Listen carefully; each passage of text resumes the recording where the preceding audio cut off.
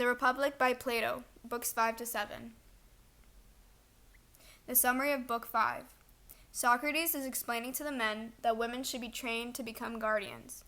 Though he believes that women are generally inferior to men, there are women who have the qualities to become guardians. These women are spirited, rational, and loyal to the city.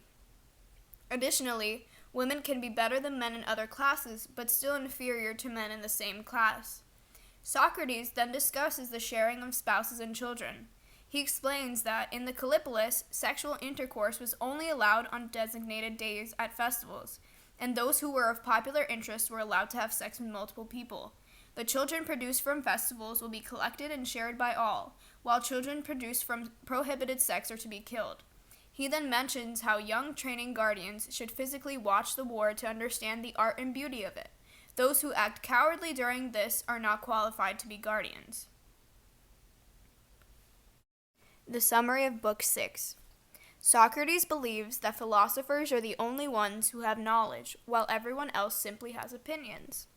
They are the most suitable people to be rulers of the city because their souls are just, they are lovers of truth, and they are rational.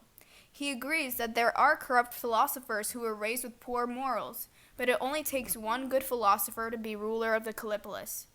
Even if the philosopher were to have a negative trait that would lead him to evil actions, he would not act upon them because his character is dominated by reason. He must pass the test of understanding the form of good, or the highest level of knowledge, to become the ruler. The summary of Book 7. Socrates discusses the allegory of the cave, which explains the growth of knowledge that philosophers take. The story begins with prisoners held captive in a dark cave, unable to look anywhere but straight at the wall. The statues use fire to scare the prisoners with their shadows.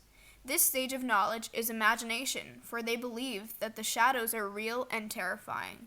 Then, one prisoner is allowed to turn around and see the statues and the fire, understanding that they are real and the shadows were just an exaggeration.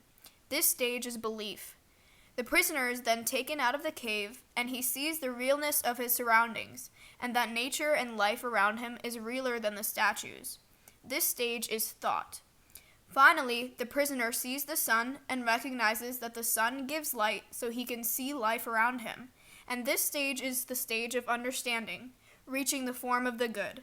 Socrates then mentions that in order to create the Callipolis, he would need to take over a pre-existing city, exile everyone over the age of 10, and raise those children in the ways he described.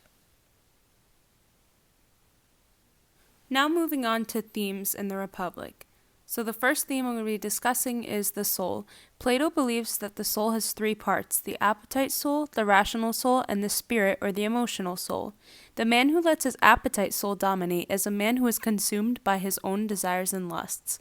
The man dominated by the rational soul is the man who is not ruled by his emotions and can think clearly. The man whose spirit or emotional soul dominates is controlled by his emotions. Each of these aspects of the soul corresponds to a different role in the just society. Plato believes that the man dominated by the rational soul is the best fit to be a guardian.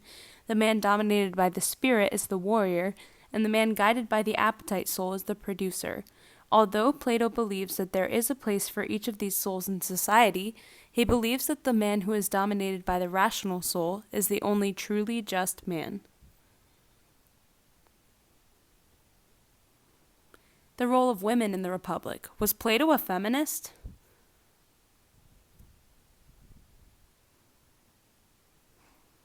Feminism is the idea that women are equal to men despite their different strengths.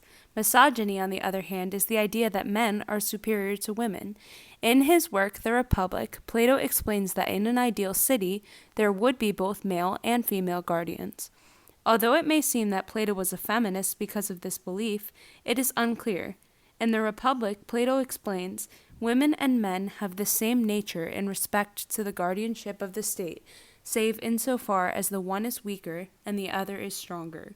So, he evidently believes that men are inherently stronger in every respect. However, this does not mean he is necessarily misogynistic, as he does give women the chance to be guardians in the first place. Plato states, A man and a woman who have a physician's mind or psyche have the same nature, stating that with the same education, men and women are equally fit to guard a city.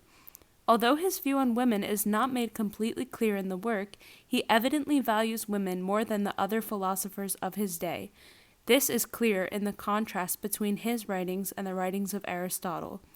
In Aristotle's Politics, he makes multiple demeaning remarks on the nature of women. For example, he writes, "The relation of male to female is by nature a relation of superior to inferior and ruler to be ruled."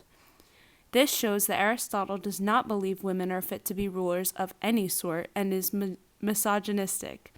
However, it is still unclear Plato's view of women, because although in the ideal society they are allowed to be guardians, they are still not allowed to be rulers of the city, also known as philosopher kings, and he states that men are stronger than women.